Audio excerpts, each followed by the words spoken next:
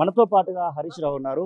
Sir, ప్రధానంగా ఎలాంటి భరోసాను వీళ్ళకు ఇవ్వబోతా ఉన్నారు మూసీ పరివాహకు సంబంధించినటువంటి ఈ అపార్ట్మెంట్ బాధితులకు?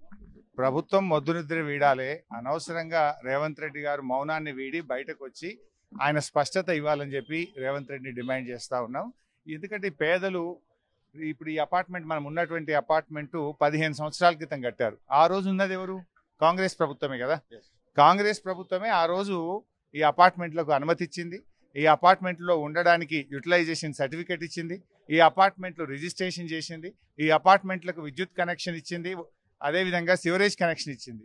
ఈరోజు అదే ప్రభుత్వం వచ్చి మేము కూలుస్తామంటే నువ్వు ఒకవేళ చర్య తీసుకోవాల్సి వస్తే ఆనాడు ఈ అపార్ట్మెంట్లకు అనుమతి ఇచ్చిన ప్రభుత్వం మీద చర్య తీసుకో, అధికారుల మీద చర్య తీసుకో. కానీ పేదలను బలి చేసేటువంటి హక్కు దానకిషోర్ చెప్తా ఉన్నాడు. 15,000 డబుల్ బెడ్రూమ్ వీళ్ళని రెడీ చేసి పెట్టాము, వీళ్ళని అక్కడికి పంపిస్తాము, వీళ్ళే ఒప్పుకుంటున్నారు, పంపించడానికి రెడీ ఉన్నామంటున్నారు అనే మాట. వీళ్ళు ఎవరైనా ఒప్పుకున్నారా బాయ్ సార్?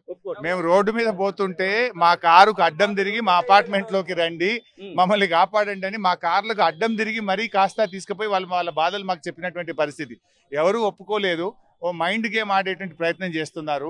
నువ్వు ఇచ్చే డబుల్ బెడ్రూమ్ ఎవరికి కావాలి? వాళ్ళకి బ్రహ్మాండంగా వాళ్ళ డబుల్ బెడ్రూమ్ లో వాళ్ళు ఉంటుండగా నువ్వేదో డబుల్ బెడ్రూమ్ ఇస్తా అని పేదలను ఇబ్బంది పెట్టే కార్యక్రమం మానుకో. నువ్వు దయచేసి కూల్చివేతలు కాదు, కట్టడం నేర్చుకో. ఏదైనా పేదల బతుకులు కూల్చకు, పేదల ఇల్లు కూల్చకు. ఇందిరమ్మ రాజ్యం అంటే ఇల్లు కూల్చడం కాదు, ఇల్లు కట్టడం. అసలైన తొలి వెలుగు.